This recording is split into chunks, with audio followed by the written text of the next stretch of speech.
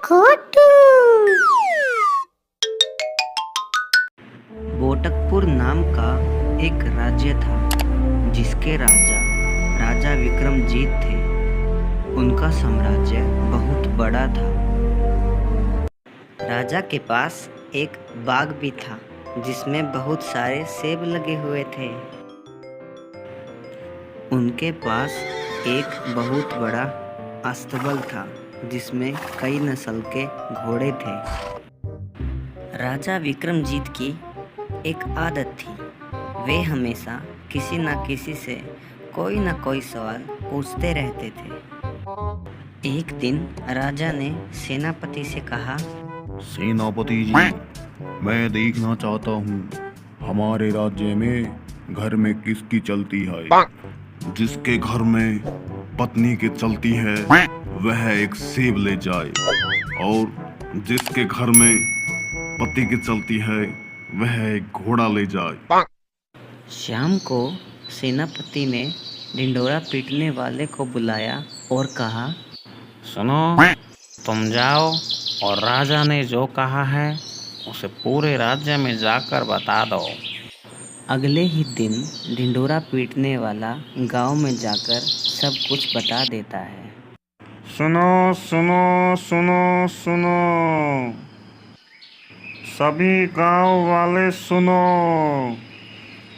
राजा ने कहा है जिसके घर में पति की चलती है वह घोड़ा ले जाए, और जिसके घर में पत्नी की चलती है वह एक सेब ले जाए।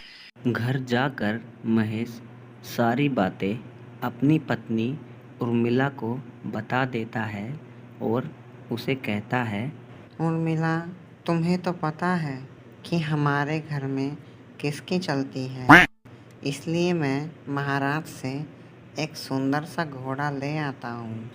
इतने दिन बीत जाते हैं लेकिन महाराज के पास कोई भी घोड़ा लेने नहीं आता। सेनापति महाराज से पूछते हैं, क्या हुआ महाराज, आप इतने उदास क्यों हैं? क्या बताऊं सेनापति जी, अभी तक कोई भी घोड़ा लेने नहीं आया। क्या हमारे राज्य में कोई भी ऐसा नहीं है जिसके घर में पति की चलती हो?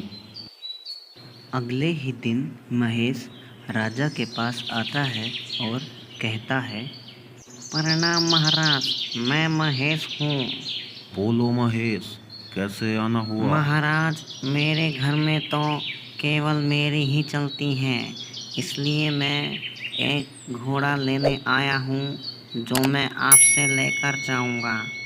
इतना सुनते ही महाराज कहते हैं, अरे वाह महेश, मैं तुमसे बहुत खुश हुआ हूँ।